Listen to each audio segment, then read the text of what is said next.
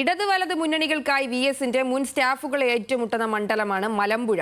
V എസിന്റെ പിൻഗാമിയായി കഴിഞ്ഞ തവണ വിജയിച്ച എ പ്രഭാകരനെയാണ് ഇത്തവണയും LDF പോരാട്ടത്തിനിറക്കിയത്. CPIM പുറത്താക്കിയ വി എസിന്റെ മുൻ സ്റ്റാഫ് എ സുരേഷിനെയാണ് UDF കളത്തിലിറക്കിയത്. അതേസമയം കഴിഞ്ഞ തവണ രണ്ടാം സ്ഥാനത്തെത്തിയ BJP ഇത്തവണ വലിയ വിജയപ്രതീക്ഷയിലാണ്.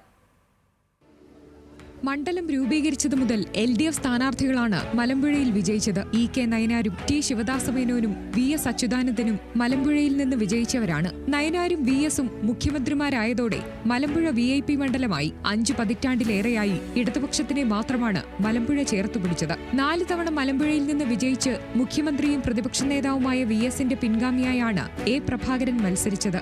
VSന്റെ കാലത്ത് മണ്ഡലത്തിലെ കാര്യങ്ങൾ നോക്കിയിരുന്നത് എ പ്രഭാകരനായിരുന്നു. 25,734 വോട്ടുകളുടെ ഭൂരിപക്ഷത്തിലാണ് കഴിഞ്ഞ തവണ പ്രഭാകരൻ വിജയിച്ചത്. മണ്ഡലത്തിൽ നടപ്പിലാക്കിയ വികസന പ്രവർത്തനങ്ങൾ ഉയർത്തിയാണ് എ പ്രഭാകരന്റെ പ്രചാരണം. ആത്മവിശ്വാസത്തിന് ഒരു കുറവില്ല. മലമ്പുഴ മണ്ഡലമല്ലേ, മഹാരാജന്മാരെ ജയിപ്പിച്ച മണ്ഡലത്തിൽ അവരുടെ പ്രതിനിധിയായി മത്സരിക്കുന്ന എന്നെ ജനം മനസ്സുകൊണ്ട് ഏറ്റെടുത്തു. വികസന വിസ്മയകരമായ മുന്നേറ്റം മണ്ഡലത്തിൽ ഉണ്ടാക്കിയിട്ടുണ്ട്. അപ്പോൾ അതിൻ്റെ ഗുണം എന്തായാലും ഈ തെരഞ്ഞെടുപ്പിലുണ്ടാവും.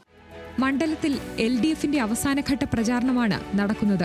വോട്ടർമാരെ നേരിൽ കാണാൻ LDF സ്ഥാനാർത്ഥി എ പ്രഭാകരൻ എത്തുമ്പോൾ വലിയ സ്വീകാര്യതയാണ് ലഭിക്കുന്നത്. ഈ MLA എനിക്ക് പട്ടയം ഇല്ലാണ്ട് ഞാൻ പലതവണ വീട്ടിൽ കയറി, എന്നിട്ട് എനിക്ക് പട്ടയം തന്നു. പക്ഷെ തരുമ്പോൾ സാർ ഉണ്ടായിരുന്നില്ല. പക്ഷെ ജയിച്ചു വന്നാൽ എനിക്ക് ആദ്യം പട്ടയം തന്നിരിക്കണം.